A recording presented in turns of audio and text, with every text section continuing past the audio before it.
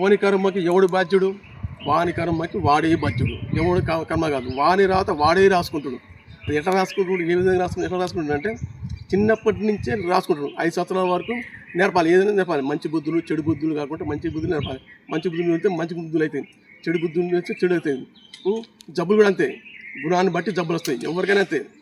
ఆ గుణాన్ని బట్టి అయితే మనం ఎట్లా తెలుసుకోవాలి, ఏ విధంగా తెలుసుకోవాలి, ఎట్లా తెలుసుకోవాలంటే 1 సంవత్సరం వరకు డైరీ రాసుకోవాలి. డైరీ ఎట్లా రాసుకోవాలంటే ఏదైనా యాక్సిడెంట్ అయింది అనుకో, బైక్ యాక్సిడెంట్ కానీ చిన్న చిన్నవి కానీ, రాయి తాకింది అనుకో, కాలు లట్టుకుని పడ్డా అనుకో, ఏదైనా ఈత బట్టి బ్యాలు పడ్డా అనుకో, అన్నీ రాసుకోవాలి. అన్నీ ఎట్లా రాసుకోవాలి, ఏదైనా రాసుకోవాలి. టైం, డేటు, గంటలు, నిమిషాలు, సెకండ్లు అన్నీ రాయాలి. రాత్రి దాన్ని రౌండ్ అప్ చేయాలి. రౌండ్ చేస్తే దాన్ని వెరిఫై చేస్తే తెలుస్తుంది. ఏమని తెలుస్తుంది, ఎప్పుడు వస్తావు, ఎప్పుడు పోతావు, ఏ జబ్బు ఎట్ట వచ్చింది, ఎట్లా తెలుసుకోవాలి అనేది ఇట్లా తెలుసుకోవచ్చు అన్నమాట. దీన్ని చేయాలన్నమాట. నీ కర్మ నువ్వే రాసుకుంటున్నావు, ఎవరు రాయట్లేదు.